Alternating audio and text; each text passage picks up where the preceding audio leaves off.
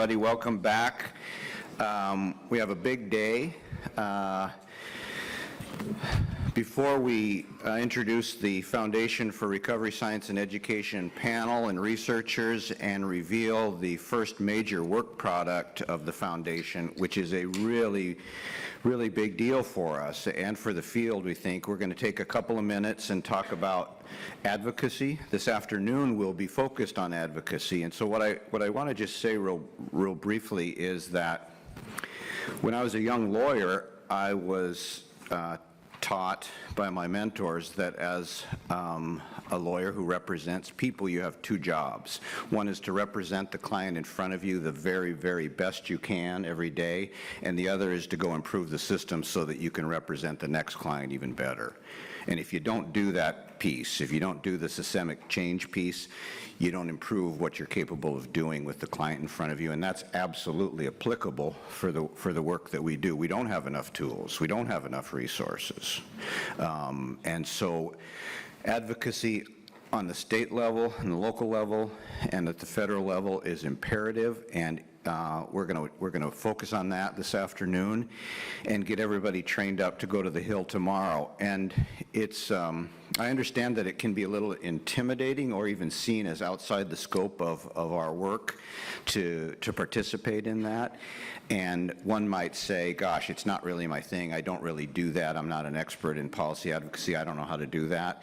Well, you're exactly the right person for what we're going to do this afternoon. You don't need to be anything other than who you are and to come and participate in that. So even if you haven't already signed up for Hill Day, stick around this afternoon, be part of that group, and then come talk to the folks on the Hill tomorrow, because they need to hear from the people who actually understand what happens to clients on a daily basis. All right.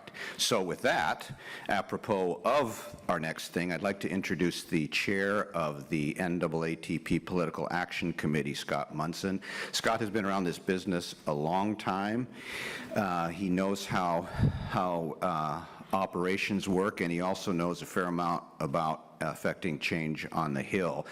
The NAATP PAC is the only PAC of its kind. It is the only National Political Action Committee advocating specifically for substance use disorder treatment in our country. That's one of the reasons why it's so important. It does really good work. And so please welcome Scott Munson, Chair of the NAATP PAC.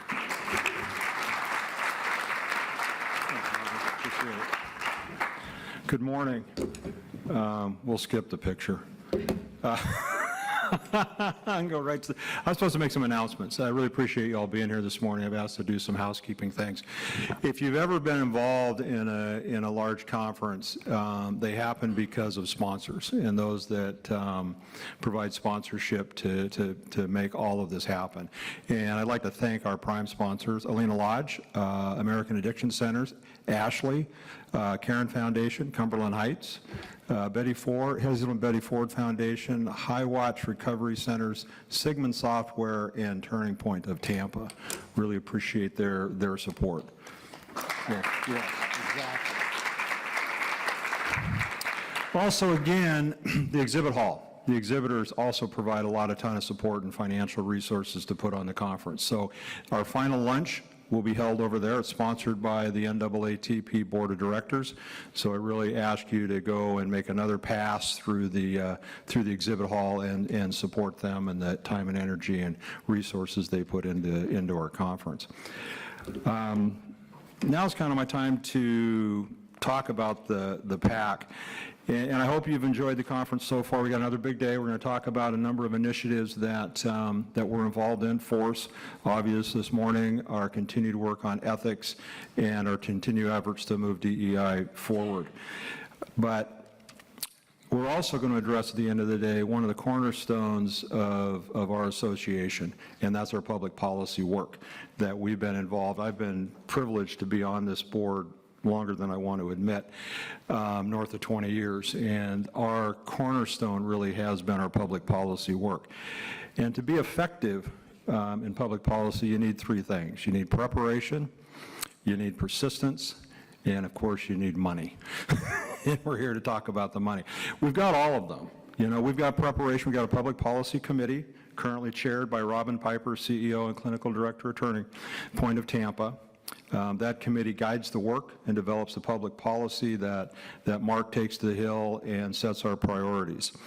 We've got persistence. We've got Mark Dunn back here, who just quietly moves everything forward and does a great job of representing us in Washington, D.C.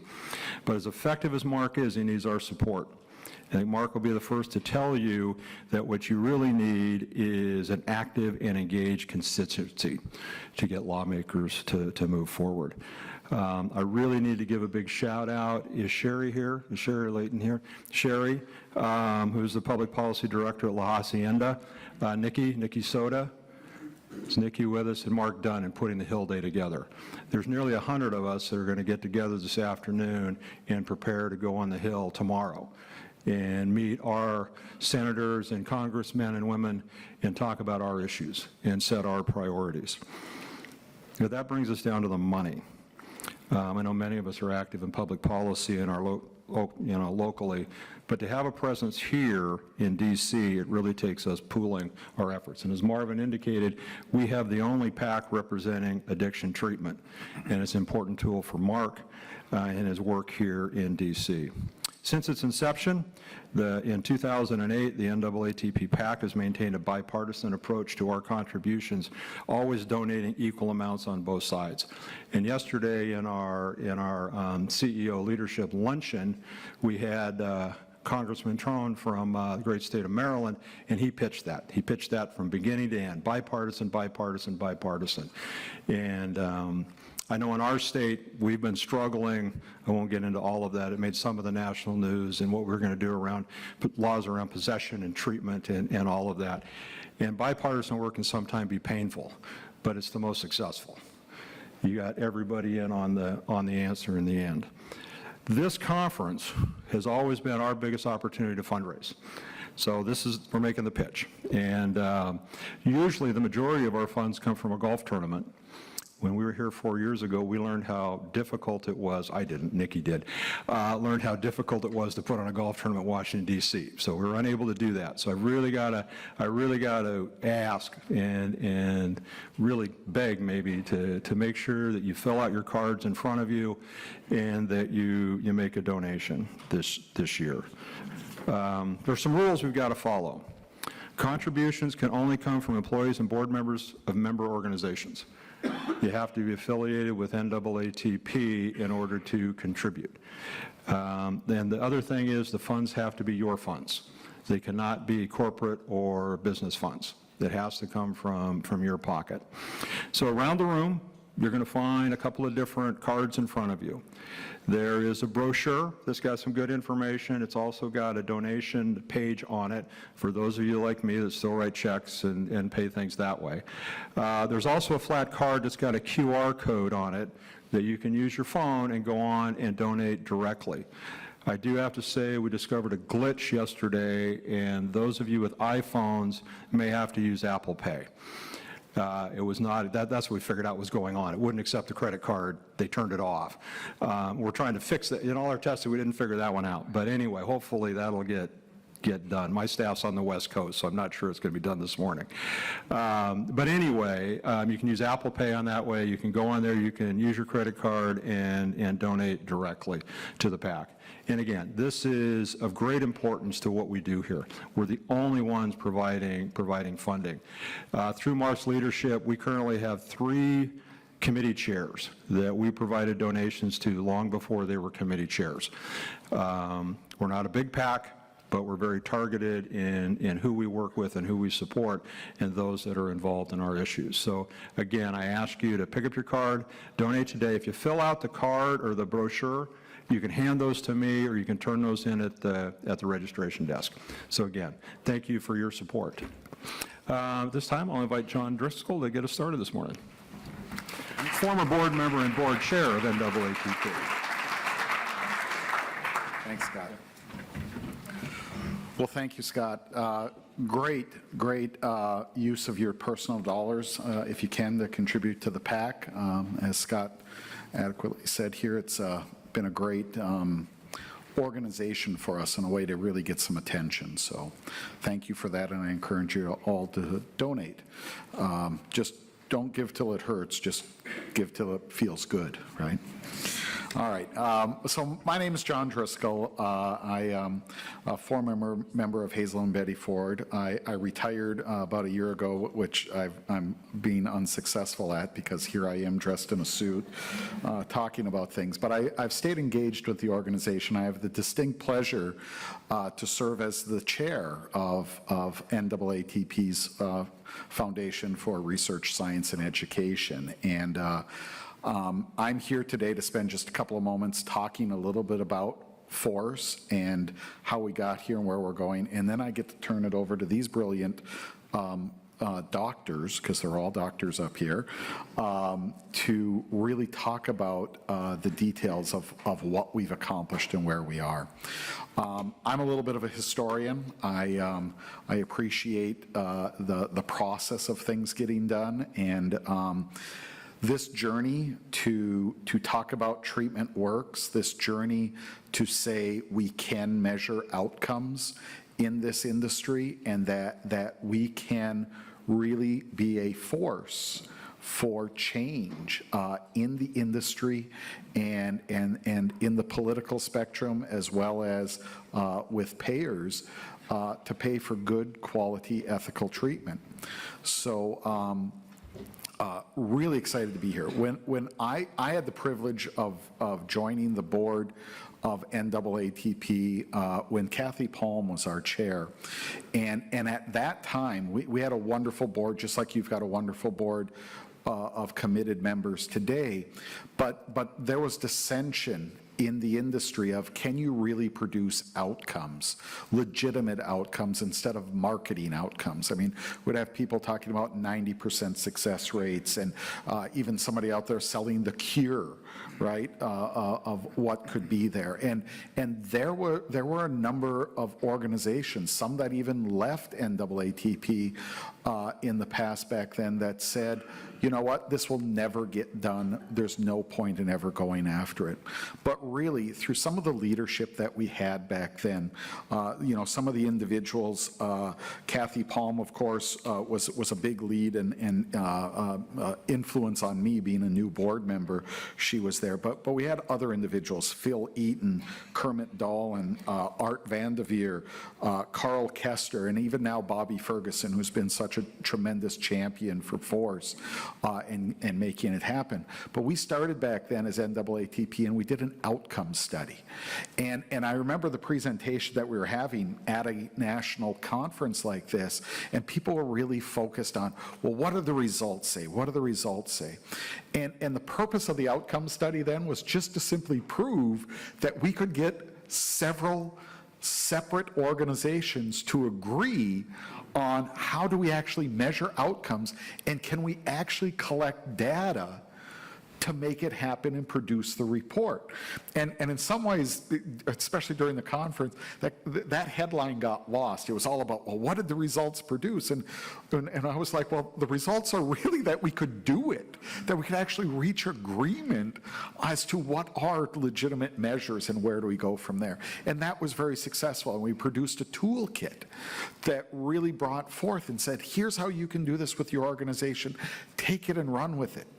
But then the group at NAATP Board of Directors really began to say, well, it's sort of floundering out there. Some are grabbing it, some are going in other directions. It's really not happening. How do we get this off the ground?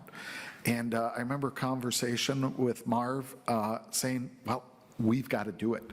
And him and the team and Katie and those there, and at the time Dr. Annie Peters was on the board, we're having conversations of how can we get this actually going. And they came up with this dream, this desire of FoRSE. We can do it ourselves. Let's go with it. And at the time, and again, this is also under the great leadership of Kathy Palm and past history, we had a pool of money in the organization, sort of a piggy bank at NAATP, for us to be able to invest in something meaningful and worthwhile. And we had that discussion at a board meeting and really said, if it's not now, if it's not outcomes, then there's nothing that would ever tap this piggy bank for. So let's do it. And it was a difficult decision at the time. And we thought, oh boy, if this goes wrong, this could cost the organization hundreds of thousands of dollars. And we're not that big of an organization to really want to absorb a hit like that. But we went all in and we said, yep, we're going to do this. And then a little thing in 2020 came along called the pandemic. That was like, oh my goodness, are we all going to even be here? But we stuck with it and we pushed through it. And we stepped down and we asked people, we came up with a vision, and we told people, this is what we're doing. This is purposeful, meaningful, worthwhile work that needs to be done. And if we don't do it, it's not going to get done.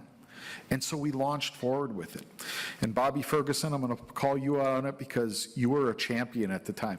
You went out, you put your money on the line, you talked to many other donors who are in this room and aren't able here to be here today, who believed in that same dream and said, we will fund that. We will match what the board did with their piggy bank to help get us started, but now we're going to help carry you through. And really in that first year, the goal was to can we get 3 years of operating expenses to give us a shot at making this happen? Well, as all of you that were here last year at the national conference know, we met and exceeded that goal. And now the work has begun. And I can't tell you how excited and proud I am as the NAATP Board of Directors, Marvin Trell, the staff, Dr. Annie Peters, for what we've been able to put together and become. And Annie's going to talk a lot about the details in here, and I don't want to step on her talking points here. But the response, the engagement that we've got from all of you has really made this a reality. And what we're going to talk about here today is not the end.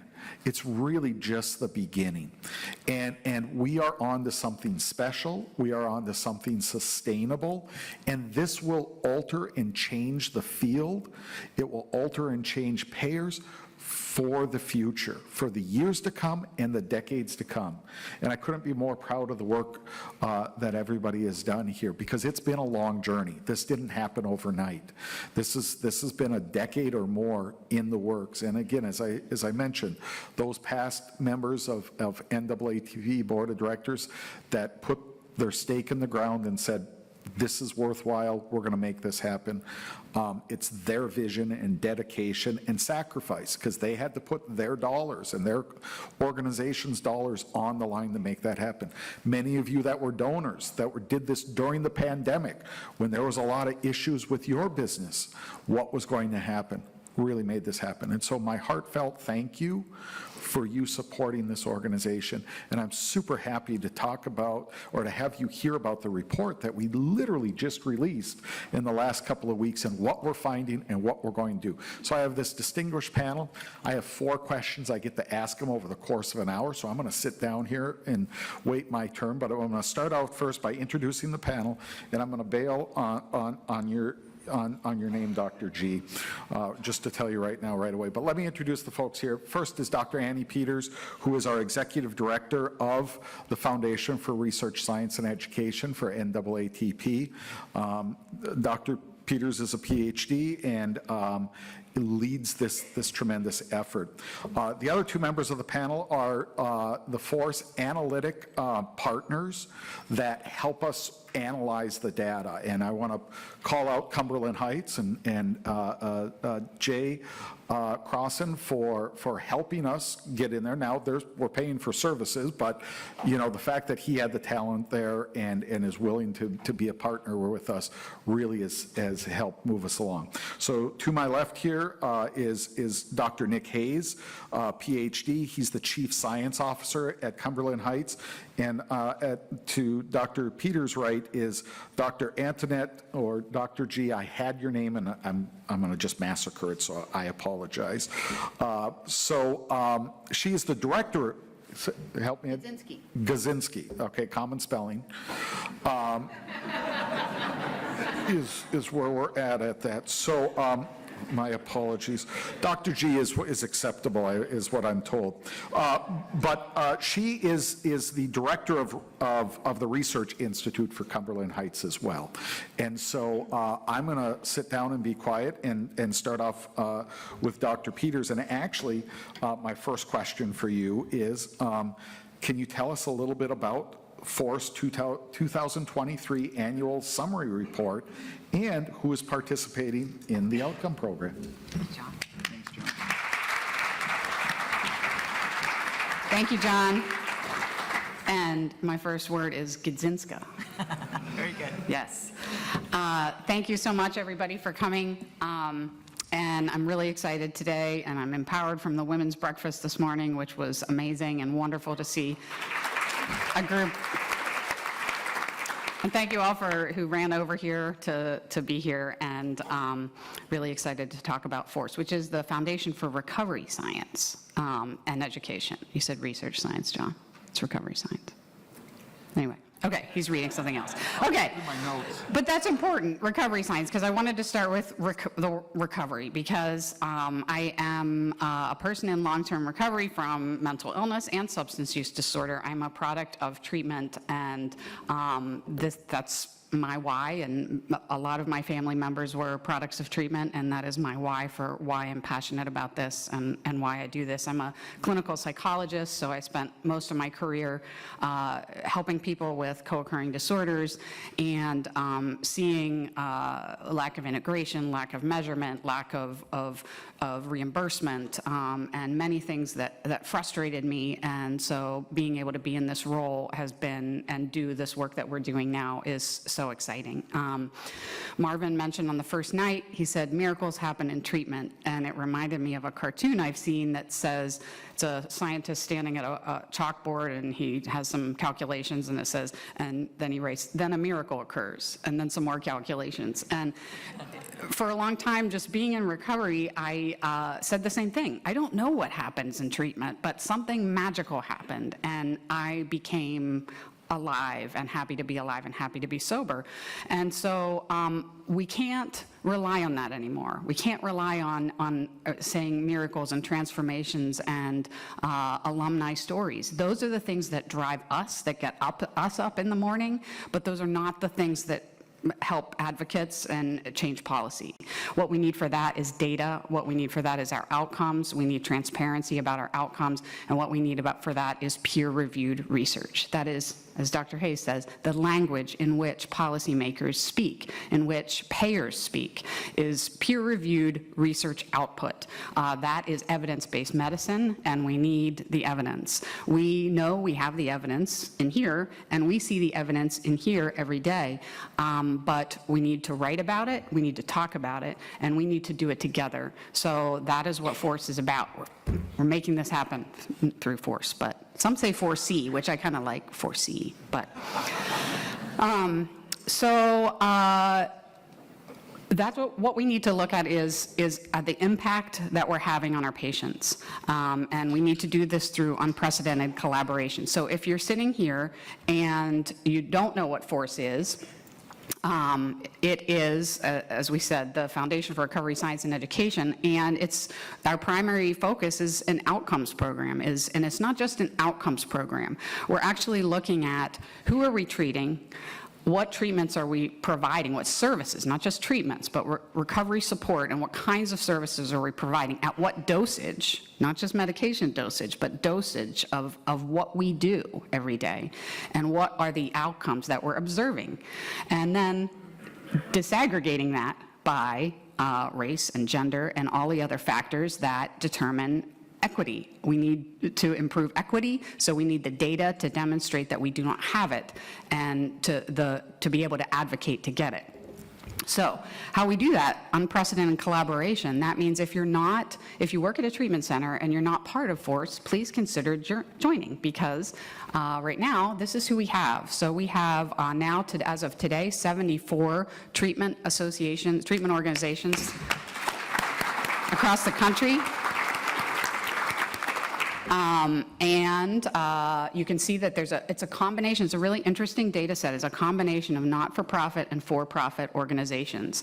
Not going to go into the details, but you can see it all in the report about there's Medicaid providers, there's private insurance providers, and there's self-pay only providers. This is a very unique set of data that has not been reported on before. If you've seen the National Survey of Drug Use and Health, this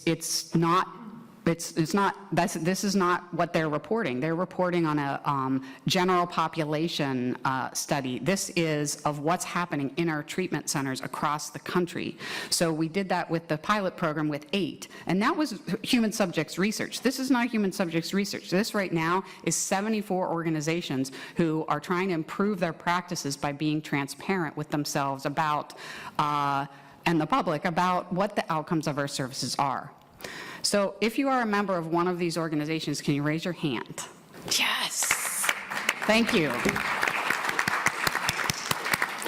These are the early adopters, the pioneers who have said, this is important.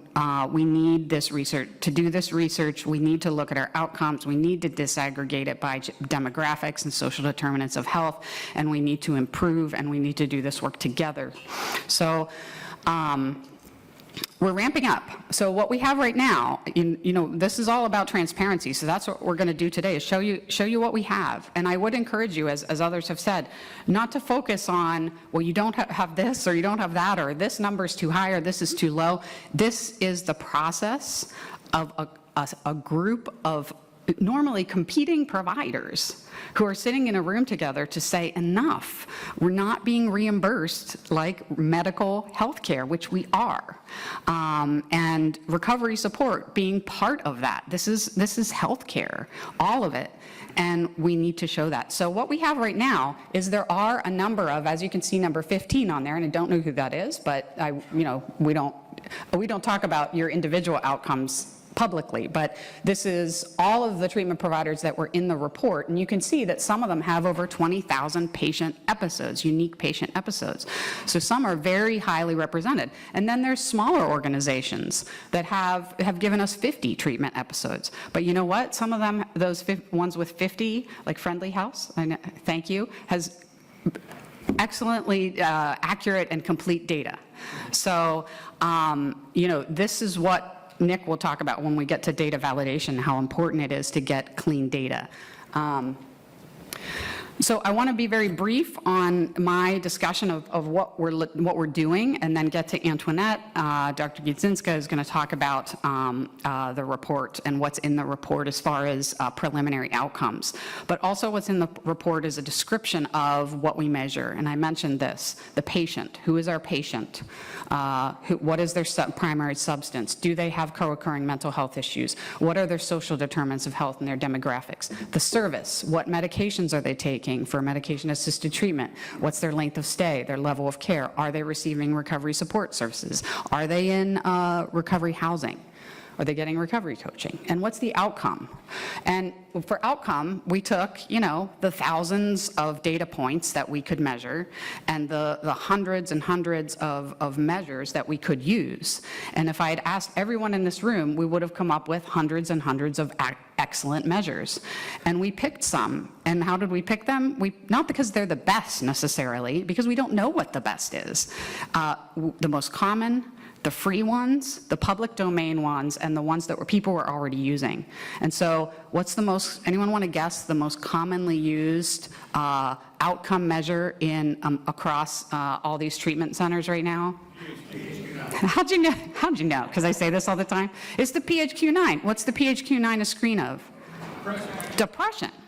Is depression important in substance use disorders? Absolutely. But it is not a substance use outcome measure that is the most commonly used measure across these treatment programs. And so, do we have the best measure? Probably not yet. But will the data and the process inform that? And will this group of people and this group of providers inform that? Absolutely. Otherwise, if we don't inform that, it will be determined for us what outcomes are important. It's already happening. What outcomes are important to payers? I don't want to call out payers too much, but what's an important outcome to a payer? Saving money. Saving money, yeah. I mean, they want to support the person throughout their entire life. So they have to say, you know, how do we spread our money out so that we can help the most people?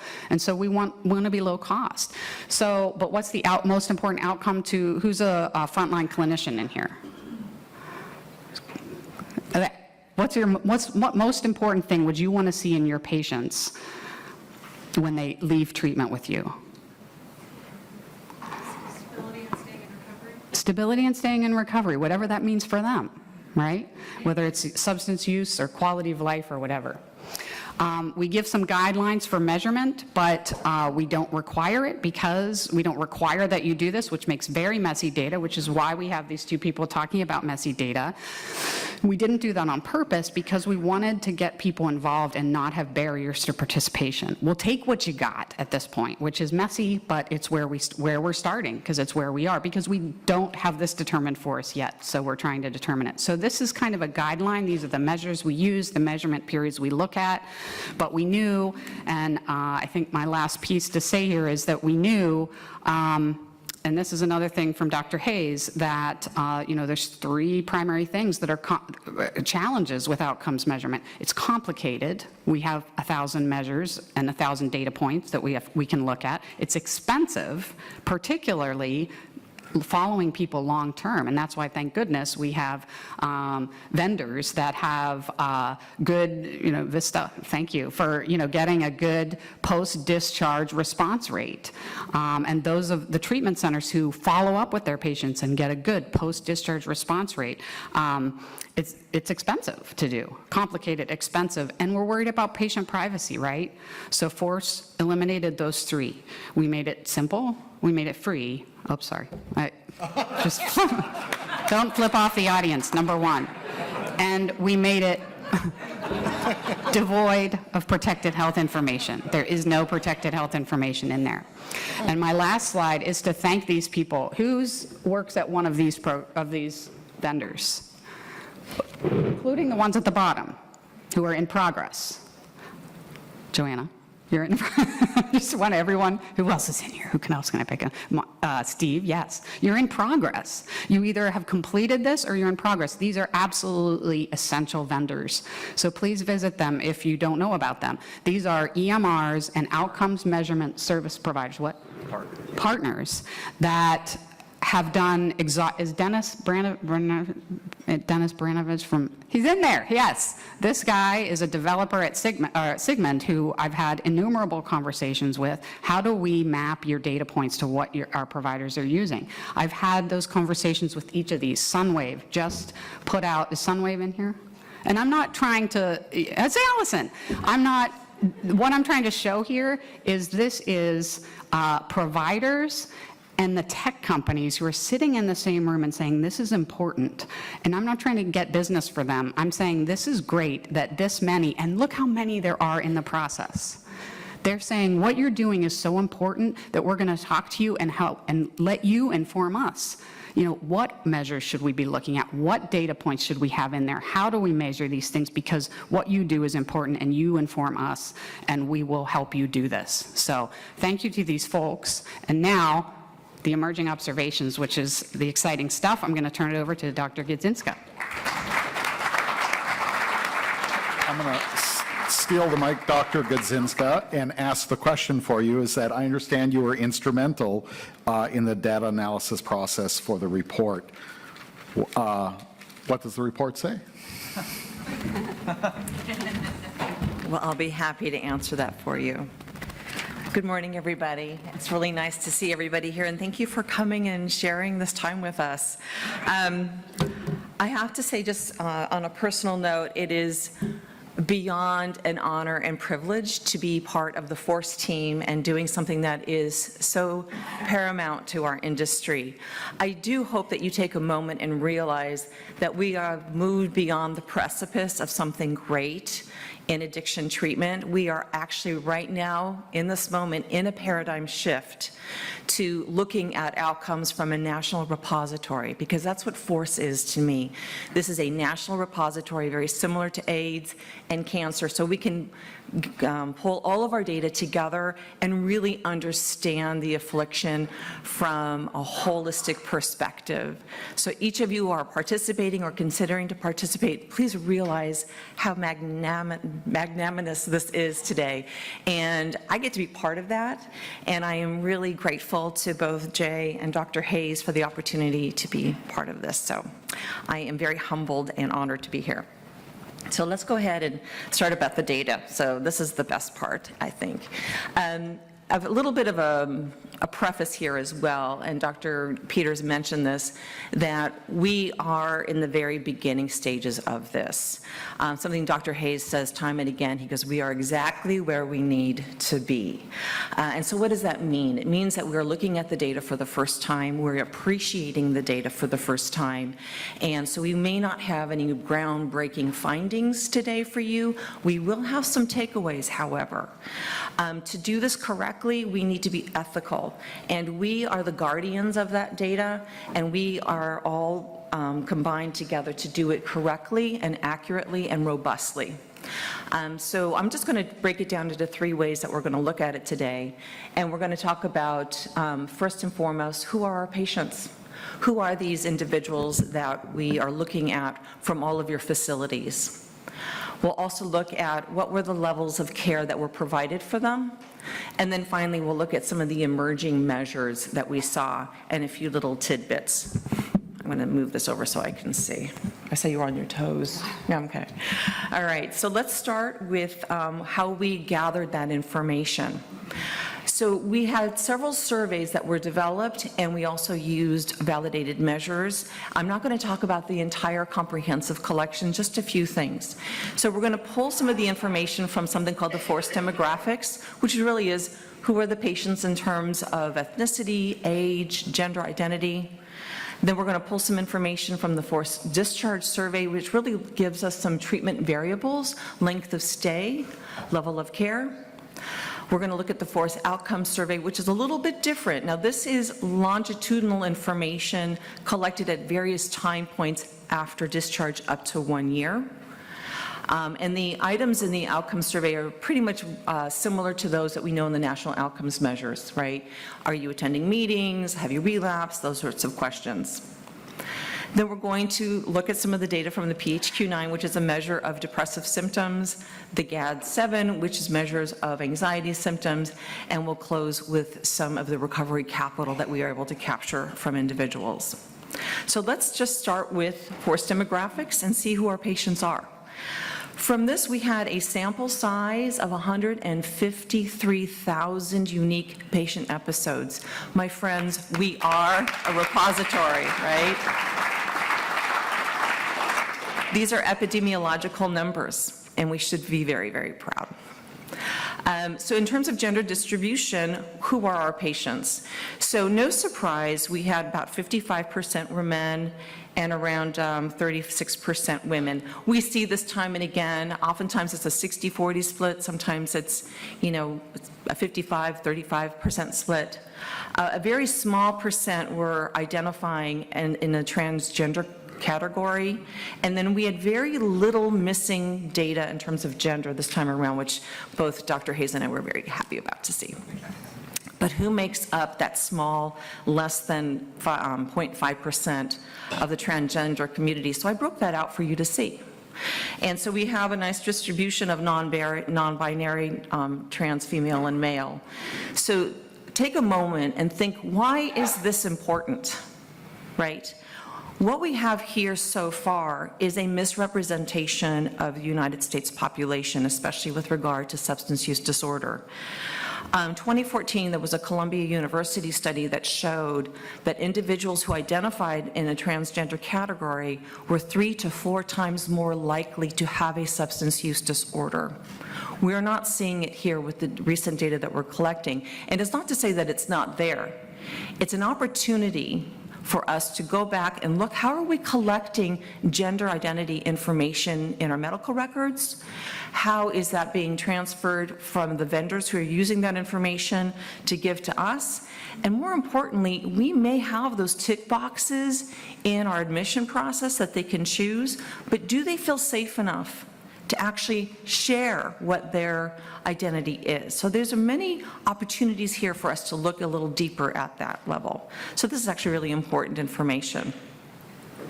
So let's look at the age of our patients. On average, the entire sample was about 39 years old, give or take 12 years. And in terms of men, we had about 39 years old was the average age for men. Women were a little bit younger, 38. And here's a little interesting tidbit. Those who did identify as transgender were around 30. So they're likely significantly younger, but we really can't speak to that until those numbers get bigger. In terms of racial identity, and we talked about social determinants as well, I wanted to start this slide out by looking at the minorities first, right? And so what we can see here is that we have a small distribution, less than 16%, who we did collect minority information or racial ethnicity information from, identified in these categories here. What's really impressive to me, though, is to look at what happens when we add in people identifying as white. The other issue is we might have about 42% identifying as white, but look what's missing, another 42%. So it's really important because we do not know how to look at those data. How do we understand social determinants of change if we don't even know who's in that category? So once again, it's an opportunity to make sure that the data that you're sending over to us is as complete as possible so we can actually look at those factors and those issues. And so moving on, we'll go ahead and move to the forced discharge survey. So this gives us some information on the treatment variables that we were offering to these patients. Again, we have 116,000 patient episodes in this information. And so let's look at primary diagnosis. And this is primary SUD diagnosis. And what we have here is about a half of the patients had an alcohol use disorder, and next small amount of 20% an OUD. Smaller there is the stimulant use. And here we only have about 14% missing information. So I was struck by some of the discussions that we had yesterday with regard to comorbidity and co-occurring disorder. So one of the things you will find, and I'll just step back here for a second, I gently reminded myself yesterday that, oh, they say co-occurring in this group. I come from an epidemiology background and psycho-oncology, and we say comorbidity, so please don't be offended by my term, but it's basically the same thing in my eyes. But look what we have here. Of the 17,000 people who actually were part of that information, 92% had a co-occurring disorder, psychiatric disorder. I do want you to know that in the general population, it's estimated about 2% have some form of co-occurring disorder, and 10% of those 2% seek treatment. 92% of our patients have a co-occurring disorder.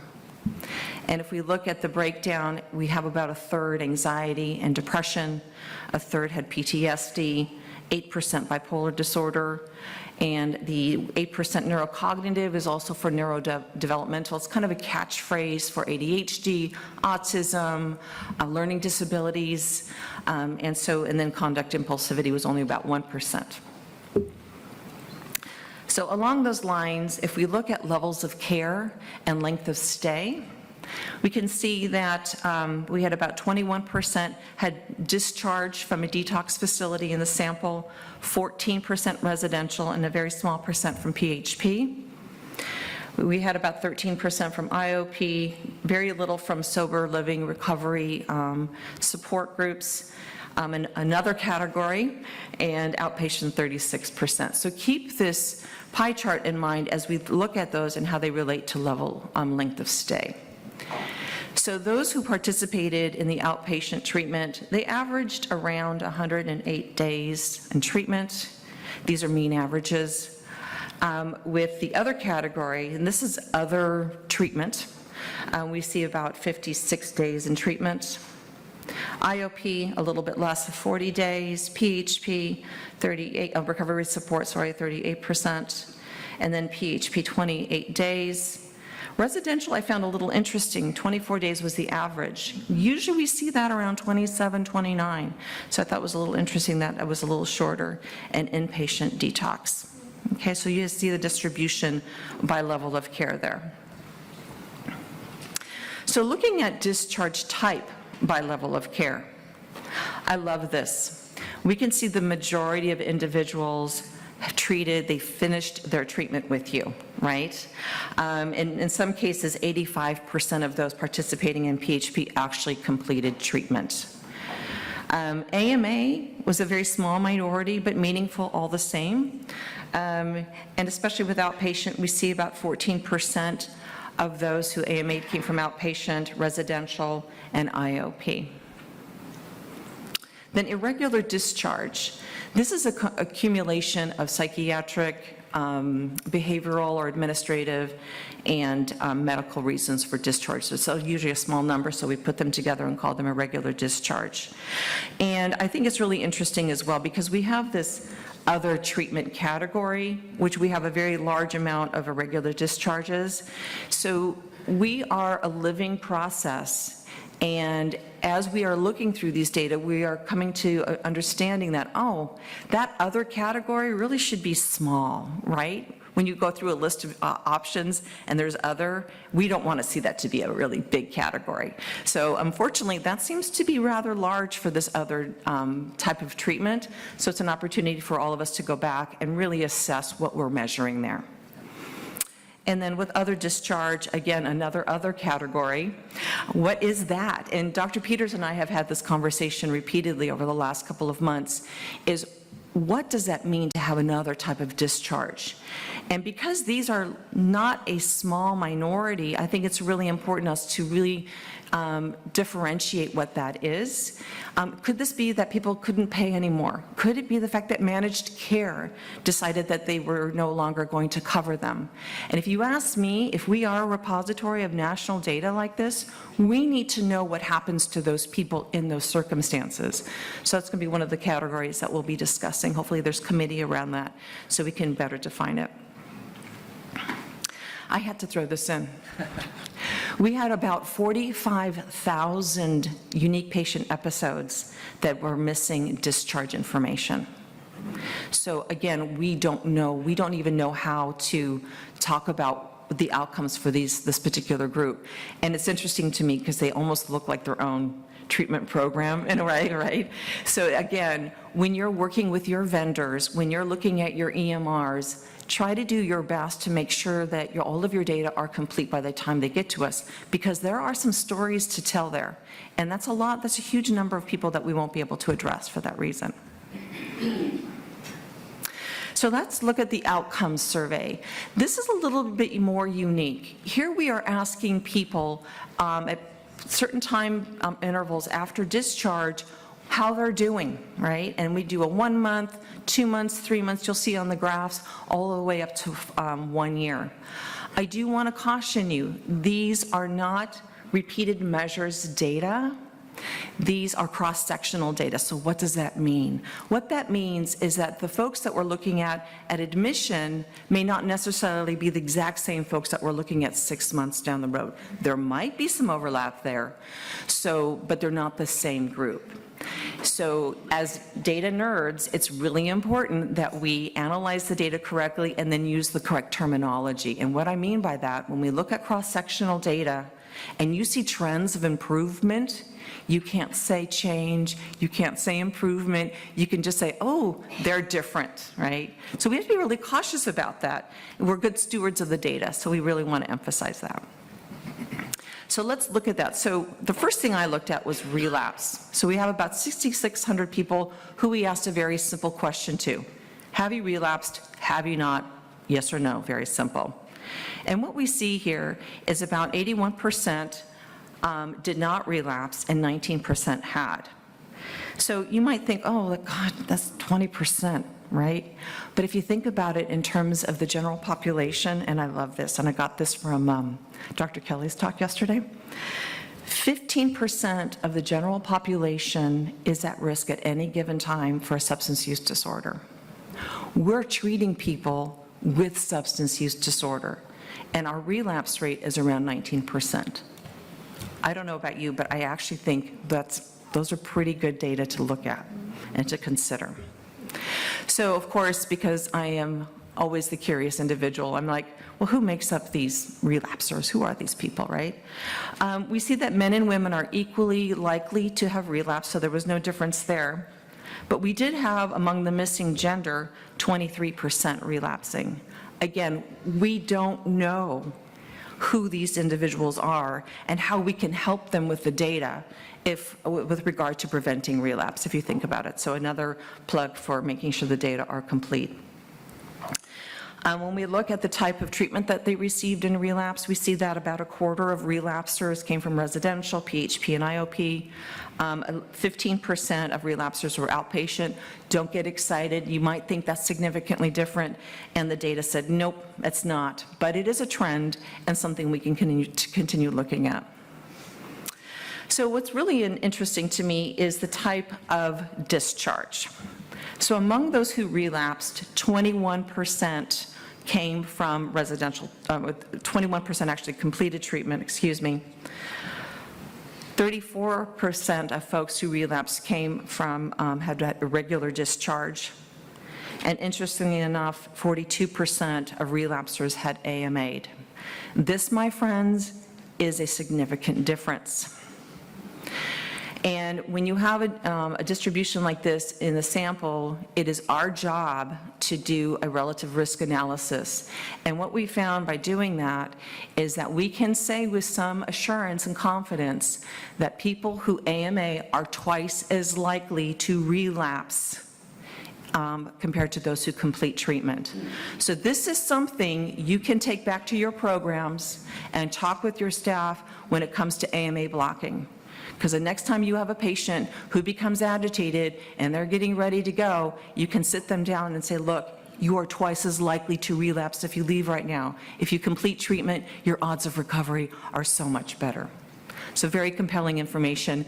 And this gives me chills because this is what FoRSE can provide, this kind of information.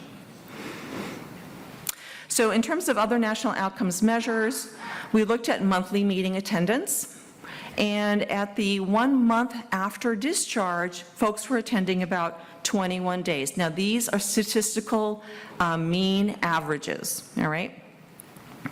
At 2 months, we're about 20 days, so we lose about a month of a meeting attendance. By 3 months, that goes down to about 18 days of meeting attendance. And then we have a little bit more of a drop at 6 months, okay? And it drops a little bit more at 9 months, and at the 12-month or the 1-year mark, people on average are attending about 12 meetings a month. Again, this is not a human sort of number. We need our mean averages when we do our statistics because it's important. However, if you look at the data, and I went back to the data because I was like a little discouraged by this, but then again, I'm like, people are still going to meetings. This is actually pretty good. I do want you to know in every single pocket of time interval, there was a small group still attending 90 meetings a month. So even at the 1-year mark, we had a small group doing 3 meetings a day. So that got me thinking, well, why don't we look at the data in terms of mode, like the most occurring, right? Because that could be sometimes a little bit more rich. So I went back and I said, okay, so who's participating between 20 and 30 days? That's 1 meeting a day up to about 0.75 meetings a day or 0.66 meetings a day, right? And what we found here is that 44% of those patients who discharged 1 month were attending meetings at least once a month. That number didn't change much by month 2. By the 3rd month and 6 months, we actually see about 30% of participants were still attending up to 30 meetings a month. And then at 9 months, around 20%. What do you think the number is for 1 year? Anybody? Don't be afraid. Just throw it out there. 15%? 43. I love this finding, right? This is amazing. If you look closely, the one-year participants had 764 in them. The one-month participants had 850. This is not a drastically smaller sample size. And there is something that has happened with these participants, that at 1 year, they're attending the same amount of meetings that they were doing at 1 month. Very compelling. With the use of substance uses, we asked that question, and you can see from the first 6 months, people were reporting less than 1 day of use. There's a slight uptick at 9 months and an even slight tick at 1 year for 1.2 days of use. And looking at quality of life over time, this is a single question, right? Please rate your quality of life. Very subjective experience. I personally like measures of quality of life. We use them in cancer epidemiology, and it's it tells a very rich story of not just recovery, but the actual ability to get back to doing the stuff of life. And part of FoRSE is using the World Health Organization QOL 100, which is one of my favorite measures because it gives you 4 domains of functioning: psychological, social functioning, physical functioning, and environmental. I don't know about you, and I know you brought this up, Annie. It's more than just abstinence. We want our patients to have meaningful lives, to be productive in society. So using measures like quality of life really help to tell the rich story of recovery. So this particular measure and this graph might look a little boring to you because everything is a 4, right? What is a 4? What does that mean, right? Well, the way we score this, a 3 is neutral. And that's when, like, my quality of life is not poor and it's not good, it's just meh. 4 is good and 5 is very good. Your patients are leaving you reporting pretty good quality of life, and guess what? It's sustaining up to a year. And in fact, it went up a little bit, didn't go down. So let's look at some of the symptom scales. Here we use depression and anxiety, and I love this stuff. This is where it gets exciting for us, and we do our geek out, and I love it. Okay, I put on the same graph PHQ and GAD-7 because they actually use the same interpretive scales. And so what I wanted to share with you is we are looking at data from admission, discharge up to 1 year.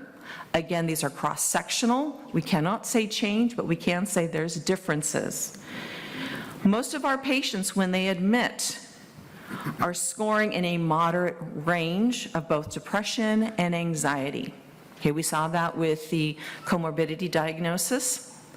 Please note, by discharge, those scores drop dramatically into a mild range. That continues to the 1 month post-discharge. By 3 months, their scores, when we're asking them what their mood is, drops into this minimal range. And there it goes through 1 year. Again, the potential to say there is sustainability in mood improvement, although we can't say improvement.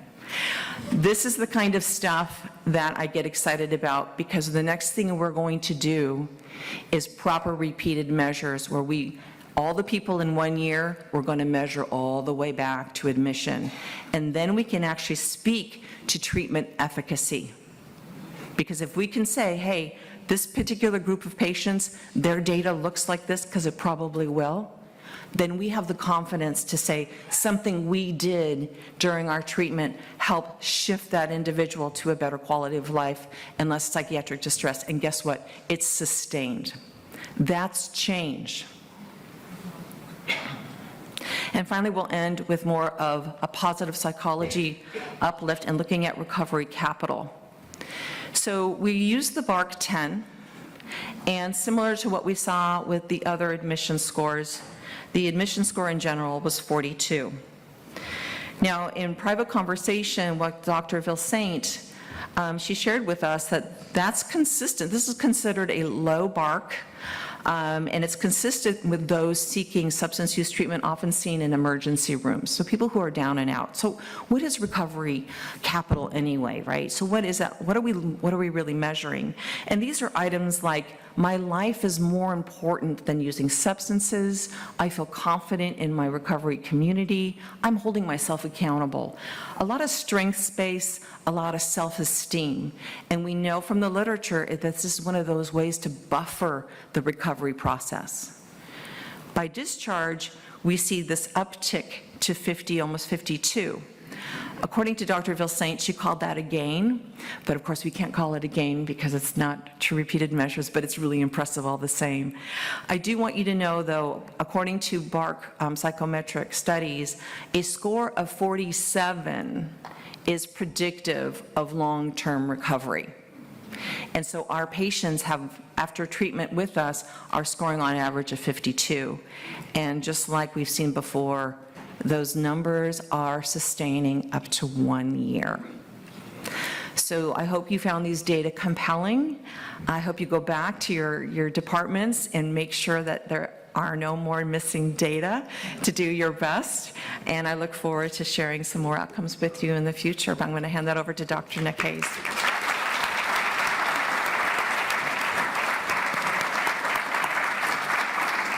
Thank you, Dr. Gudzinska.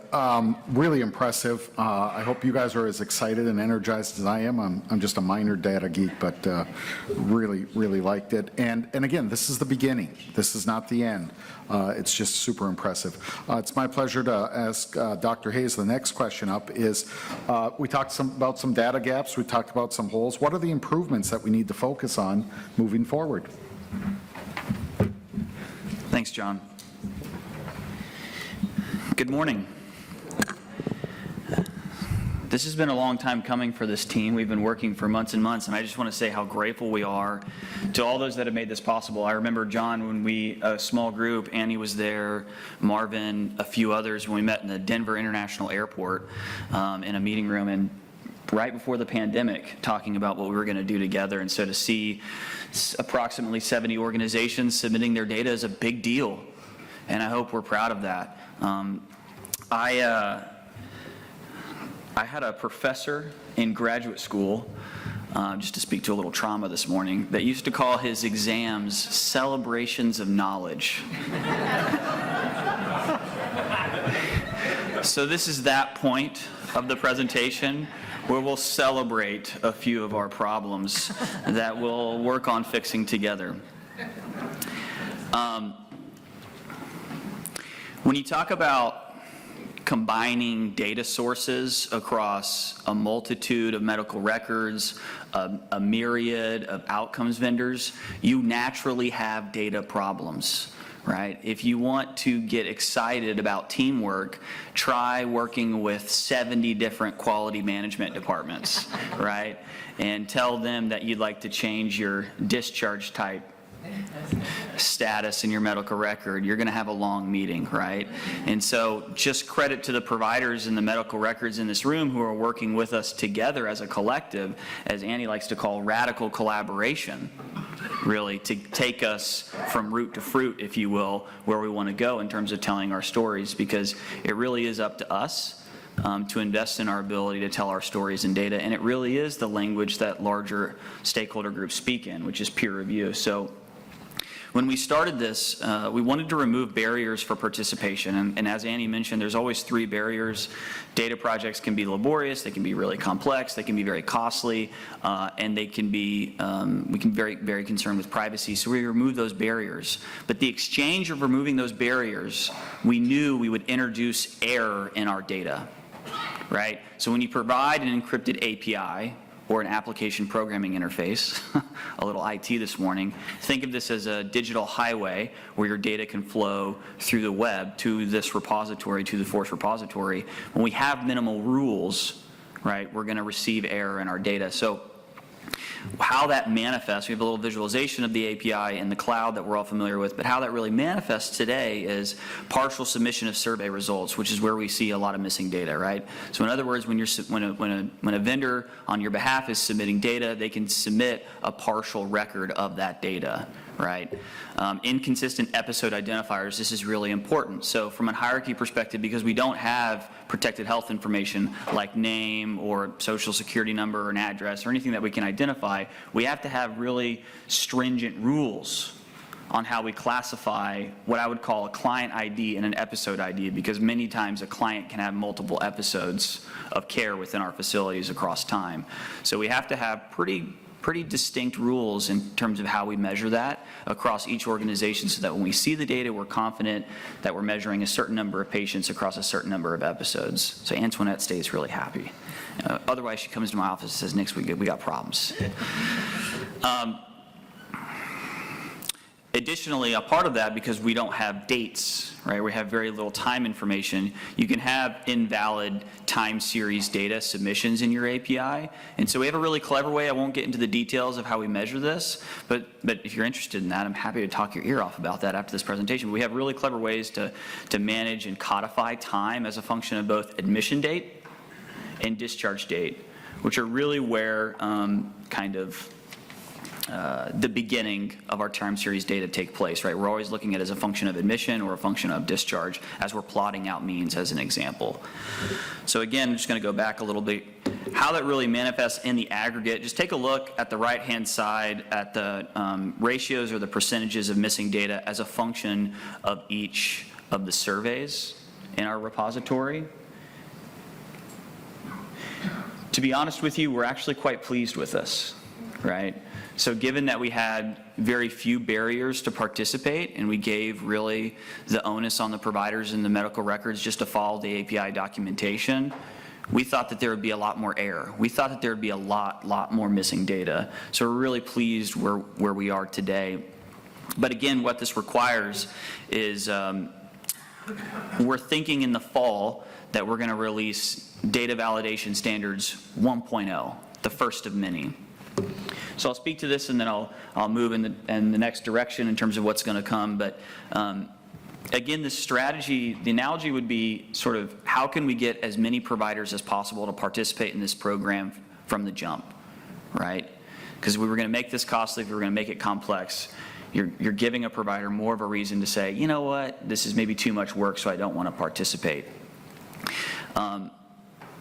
So think of FoRSE as a boat. We got about 70 organizations to jump in the boat, and then we kind of kicked it out into the harbor with our current rules and the API documentation. So what that requires is now the call is we need to rise the tide, right? And we're going to do that one step at a time related to data validation. So we're going to be going to your vendors, your medical records, the outcomes vendors. We're going to be asking them to change how they're sending data.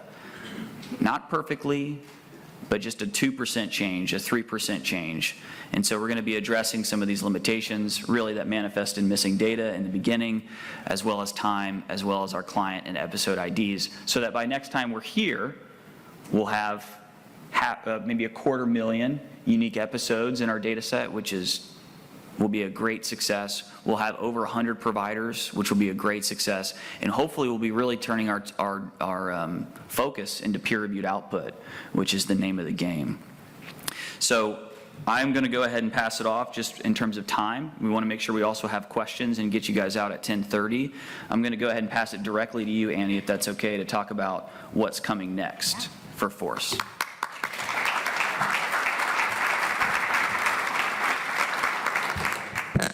Great, thank you. Thank you, everyone. I put this in the wrong section, but I just put in here, Dr. Gudzinska talked about what Dr. Corey Vilson said about recovery capital. I just want to point one thing out is she said there at the bottom, the recovery capital scores at the end of treatment on average 51.62. This score is higher than what's seen in the U.S. general population of non-treatment seeking people who have 46.8 with 11 years of recovery. What that means is when people leave our treatment, they achieve from 42, which is the average of people similar to people in ERs, have recovery capital of 42, to 52, almost 52, which from her standards, who's the author of the BARC-2 with Dr. John Kelly, she's the primary author, and she said, you know, that in that period of time, that change in treatment, they get to a point that is higher recovery capital than people with 11 years of sobriety in the general population. Bam. When she sent me that, I was like, it's happening. So, we know you want more. You know, we know we're hearing from our data sites, I want to know this, I want to know this. I've heard a number of questions about race and ethnicity differences. I'll show you a slide on that. I've heard, which is great. I want to hear that. What are the differences in race and ethnicity in my outcomes? Thank you for those questions. We're hearing these questions where people saying, can I see this data live? Do I have to wait once a year? And I say, well, we are free.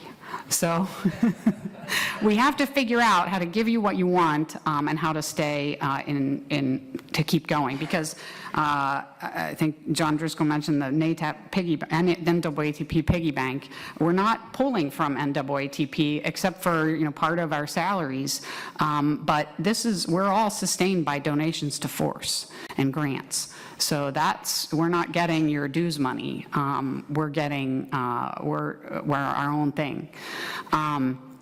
And we know you want to see this, your own confidential data versus the aggregated data, and you want to be able to filter it. I want to see a certain admission year. I want to see a certain demographic. I want to see a certain level of care and look at their outcomes. I want to see a certain primary substance group and their outcomes. I want to see how my primary substance is doing in different levels of care. Remember in January, you were looking at preliminary data and looking at the opiate use disorder clients. Most of them are in detox. We don't want them just in detox. Detox them. And when I show you, let me show you a medication slide, and that will get more concerning. So we will have a fee-for-service option deliverable. So it will be a dashboard, and we will do our absolute best to keep it low cost and to keep it lower cost for those of you who have different tax status and sizes and things like that. We will consider those things. It won't be an astronomically expensive thing, but help us keep going. We also want your input on that. If you want to say, Annie, this is the stuff we want to see. I hear a lot of buzz, so I want to hear all this buzz. And those of you who are buzzing, let us know what you're thinking. What would you want to see? If you could look at what graphs do you want to see? I just want to show you the kinds of things that we can deliver. This is an internal dashboard right now, so this is a beta version that I see, but really, I'm the only one who looks at it. But I see, every once in a while, I get someone ask a question, I'll send them a snapshot just because, I know you want to know, and I want to stay in touch with our data sites. So this is just an example. This particular, I don't know who this treatment center is, but, and I was going to show you this live, but I want to get to questions because in the dashboard you can hover over things and it'll tell you more information about each piece. And there's also a complex data view that you can click on and see the complex data table underneath. But for example, you'll see us is on the left, and so discharge type's on the left. But in the discharge type graph, you see us on the left, aggregate on the right. This particular treatment center has a higher completion rate. Now, you'll have to look at all the missing data below that to make sure you're making accurate conclusions, and we will help you do that. These are important things. And on the right is payment type. So how are our patients different from other patients in the sample, and how are our outcomes and our discharge type different from other treatment centers in the sample? This is just what's possible. Stratifying data by race. On the left is a discharge type for white-only patients for a random treatment center in our database. The discharge type there, you can see for white-only patients is about 75% completed. On the right is Black or African American only patients, which is about 50%.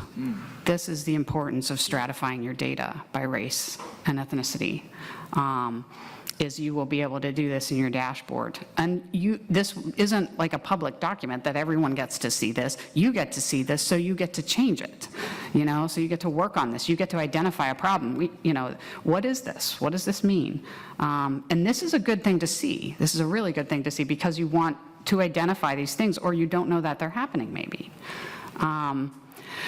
This is MAT use in aggregate, and I want to show you something interesting. This is aggregate, everybody, so it's not us versus aggregate. And this is post-discharge data, MAT use. look at D0. D0 is on the left. That is discharge date of discharge. The green number is the percent of people getting buprenorphine. And like I said, a lot of the folks with opioid use disorders are going to detox only. Look what happens to the green at D30.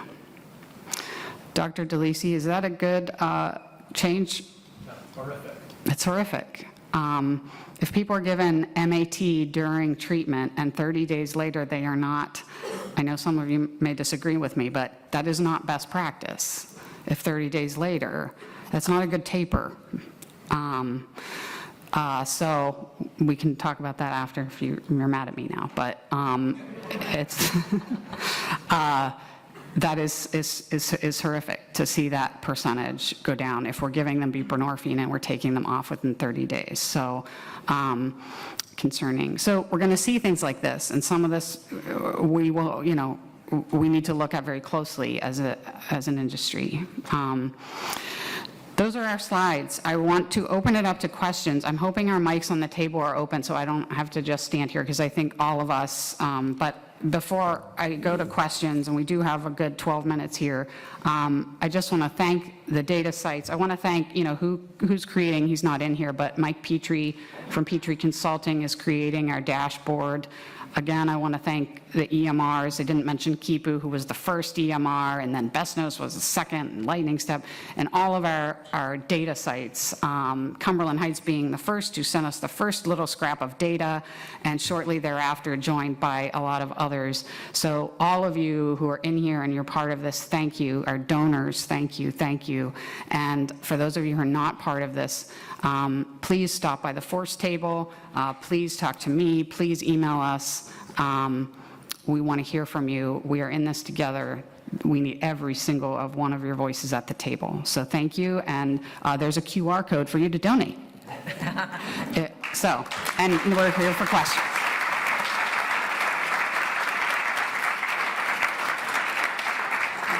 You guys might have to turn on I think you have to turn on your mic, so just check that your mics are working.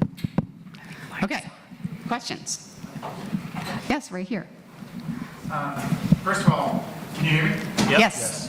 Thank you, all of you. This is awesome. And Dr. Peters, I love that you started with a miracle and you're in long-term recovery, and this is what you're doing. It's amazing. And having science to know why the miracle happens will be wonderful. So thank you. So I'm going to speak in kind of business terms, and I'm in long-term recovery too. Getting that admission was really hard, right? So you start at the top of a marketing funnel and you come down and someone converts and they get admitted. Do you have top of funnel data? And I'm thinking, imagine if you could have a partnership with Google and you looked at all the keyword searches. Right? Because we know the vast majority of people aren't getting the treatment that they need. So what are people looking for at what time? Right? And how does that fluctuate and how does that change? Have you looked into that at all? We have not. We've talked about so many opportunities, and absolutely, you're absolutely right. What happens before and what happens after are, the story we're telling here primarily is what happens during, because that's when we have most data. The post-treatment data is there's a lot of missing data due to response rate, but we're telling the story. That was another thing Dr. Volsant said. She said, you don't see this a lot, the story of what happens in treatment, but that is another untold story. What happens before someone gets to treatment? Is Phil Rutherford in here with the RCOs? What happens after treatment? Where are we? Where are people going? And how are they recovering? And who is doing well after treatment and why? Another untold story. So thank you. Yes. Others? Yes. Bobby. Thank you so much. I think it is awesome.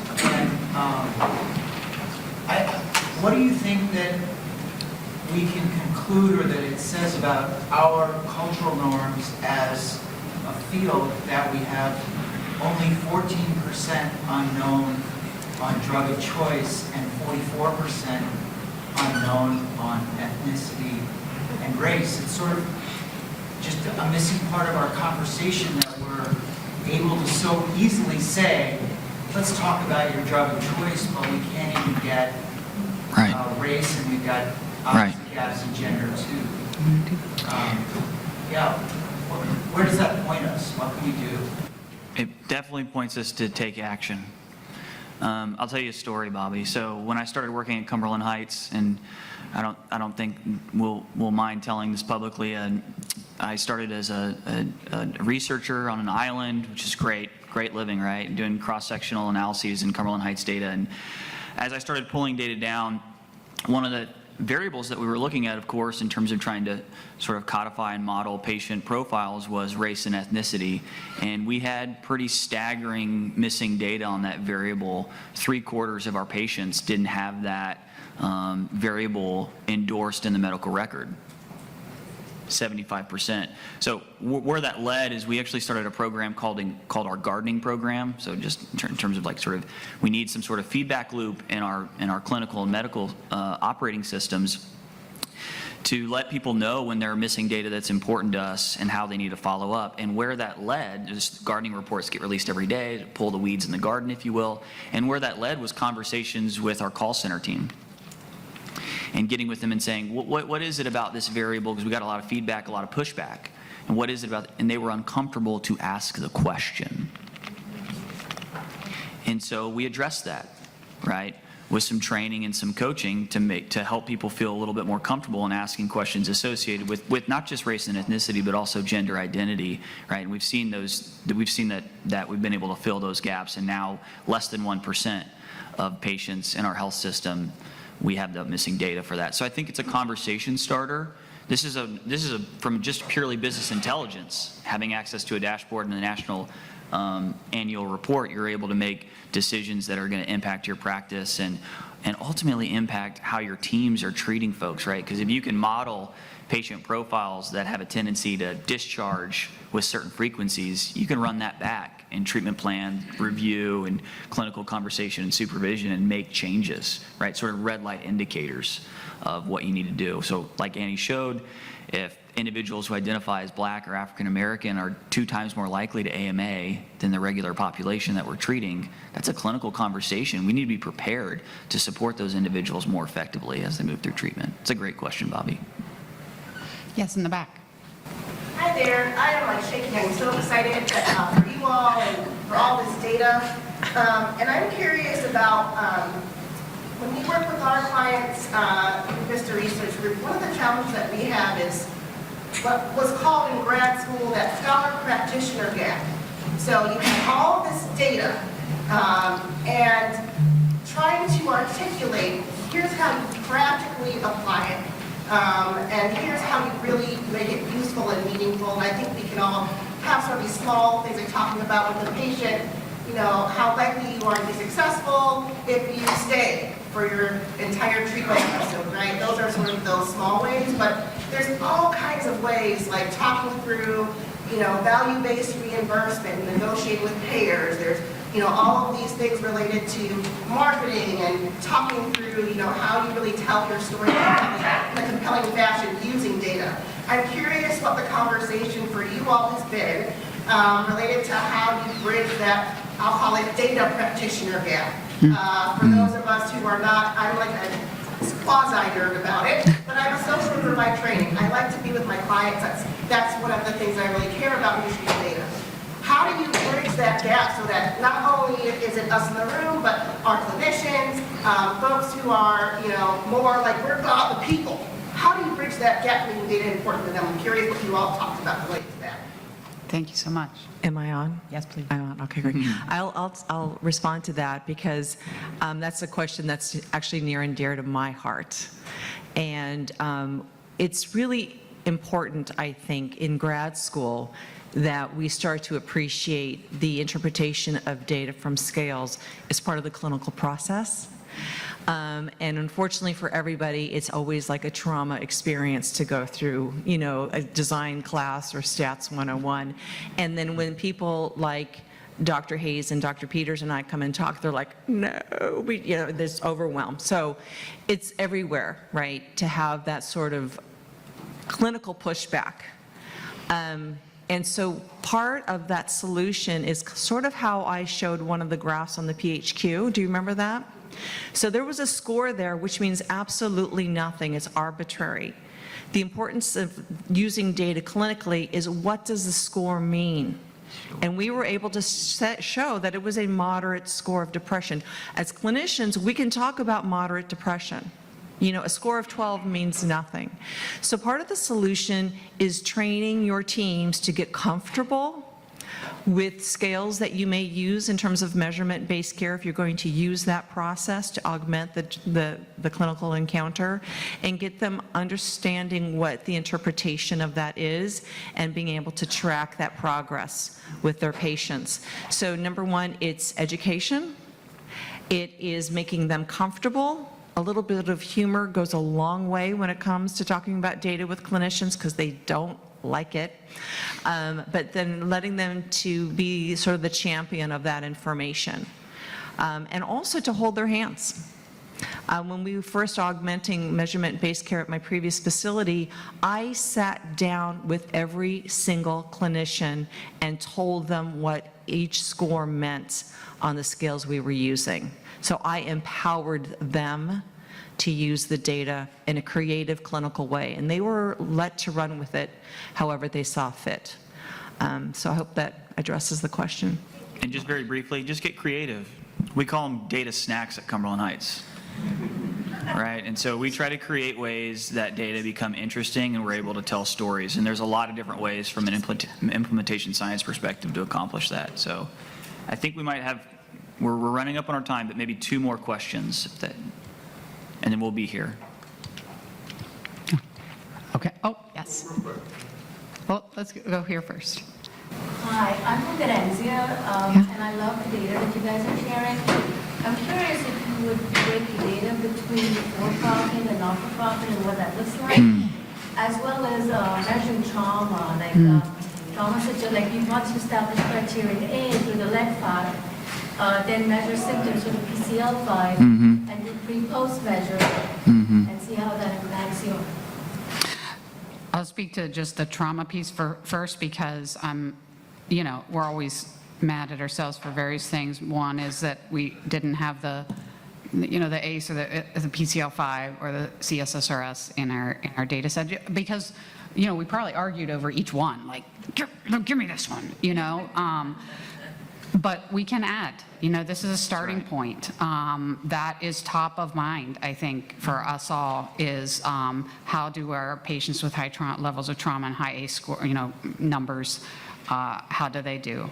Yeah, we have the ability to look at tax status and a number of other facility level variables. We don't have as much data as like the NSATs or the, you know, the SAMHSA study of what's different, but we need to look at that, at different types of treatment centers and what outcomes look like. So absolutely something we can do.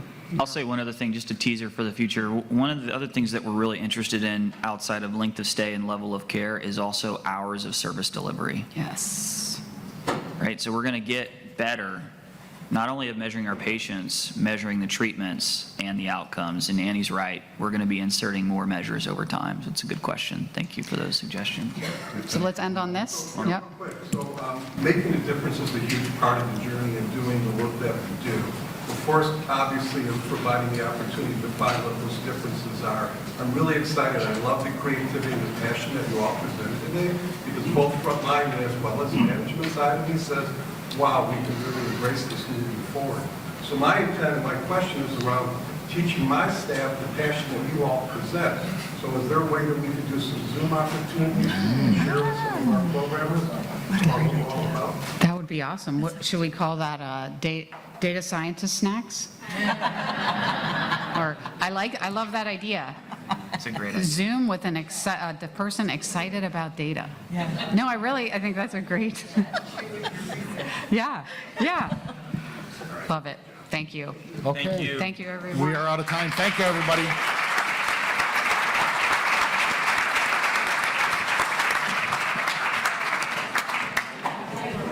Great. That was awesome. The presentation was awesome. That was so exciting to feel the buzz in the room and hear all the whispering and the shuffling and the questions. People are really excited about this. They're really excited about what we're doing. I think it sounds like people want to be part of this. They want to donate. They want to be a data site. And they're proud that their national association is doing something this important and doing it with such collaboration. Absolutely, yeah. You know, part of it too is because we've been fighting the clinical fight, the medical fight all these years to help save lives, and we've been doing it isolated within our own treatment center. So for the first time as a nation, as an industry, we are pooling all of our information together into a repository so we can really understand the affliction of addiction, in terms of the effectiveness of treatment, and also telling the story of recovery. So I think FoRSE is just a force to be had. It's just pretty amazing. Yes, a force for good. We're force telling for good. the stories of recovery and transformation in data and science. Yes. We're excited, humbled, and honored to have been a part of the FoRSE program and to have all this participation. You know, approximately 70 organizations are submitting their data in a de-identified repository, and that participation is novel for us. And we believe that our future ability to advocate for our programs and our places will be entirely grounded in data. So from here it's possible, and we're excited for what comes next.